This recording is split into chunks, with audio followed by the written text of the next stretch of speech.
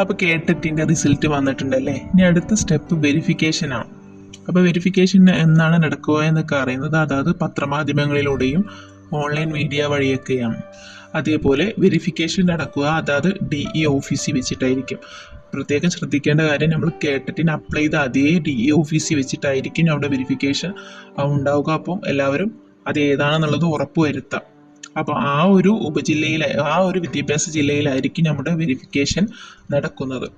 പിന്നെ അതേപോലെ ഏതൊക്കെ സർട്ടിഫിക്കറ്റ് ആണ് നിങ്ങൾ കയ്യിൽ കരുതേണ്ടത് എന്നൊക്കെയാണ് ഈ വീഡിയോയിൽ പറയുന്നത്.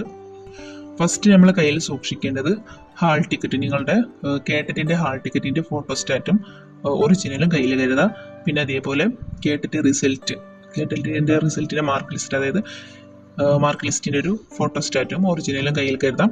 പിന്നെ SSLC സർട്ടിഫിക്കറ്റ്, +2 സർട്ടിഫിക്കറ്റ് ഇവയുടെ ഒറിജിനലും ഫോട്ടോ കോപ്പിയും. പിന്നെ degree certificate, provisional grade card ഇവയൊക്കെ ഒറിജിനലും ഫോട്ടോ കോപ്പിയും.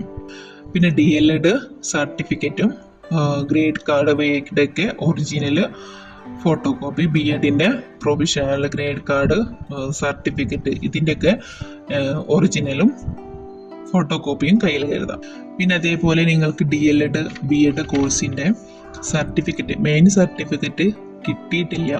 അപ്പോൾ പ്രൊഫഷണലിൽ ഇത്ര കാലാവധി ടൈം ഉണ്ടാവുമല്ലോ. അപ്പോൾ ആ ടൈമിനുള്ളിലാണ് എങ്കിൽ നിങ്ങൾക്ക് പ്രൊഫഷണൽ വെച്ചിട്ട് തന്നെ വെരിഫൈ ചെയ്യാം. ഇനിയിപ്പോൾ അതിൻ്റെ പ്രൊഫഷൻ്റെ കാലാവധി കഴിഞ്ഞിട്ടുണ്ട് എന്നുണ്ടെങ്കിൽ നിങ്ങൾക്ക് മെയിൻ സർട്ടിഫിക്കറ്റ് തന്നെ അത്യാവശ്യമാണ് കേട്ടോ. അപ്പോൾ നിങ്ങൾ എന്ത് ചെയ്യുക, ടെൻഷൻ അടിക്കേണ്ട ആവശ്യമില്ല.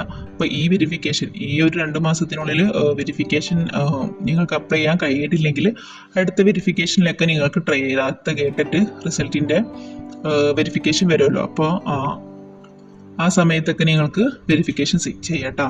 അപ്പോൾ ഇപ്പോഴേ നിങ്ങൾ BEdൻ്റെയും DLEDൻ്റെയും സർട്ടിഫിക്കറ്റിനൊക്കെ അപ്ലൈ ചെയ്തിട്ടിരിക്കാം.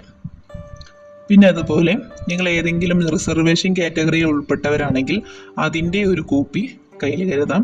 അതായത് ജാതി സർട്ടിഫിക്കറ്റോ അങ്ങനെയുള്ള ഏതെങ്കിലും ഒരു കോപ്പി കയ്യിൽ കരുതി വെക്കണം. അതേപോലെ ഒരു ആധാർ കാർഡോ അല്ലെങ്കിൽ ഐഡൻറ്റിറ്റി കാർഡിൻ്റെ ഒരു കോപ്പി കയ്യിൽ കരുതി വെക്കാം. അപ്പോൾ അതേപോലെ ഇനിയിപ്പോൾ വെരിഫിക്കേഷനെ കുറിച്ച് കൂടുതൽ അറിയണമെങ്കിൽ ഈ ചാനൽ ഒന്ന് സബ്സ്ക്രൈബ് ചെയ്യുക. ഏതൊക്കെ ഉപജില്ലകളിലാണ് വെരിഫിക്കേഷൻ നടക്കുന്നതെന്നൊക്കെ കൂടുതൽ അറിയാൻ വേണ്ടിയിട്ട് ഈ ചാനലൊന്ന് സബ്സ്ക്രൈബ് ചെയ്യുക കേട്ടോ. ഇതിൽ കൂടുതൽ ഡീറ്റെയിൽസ് ആയിട്ട് ഇനി പറയുന്നതായിരിക്കും.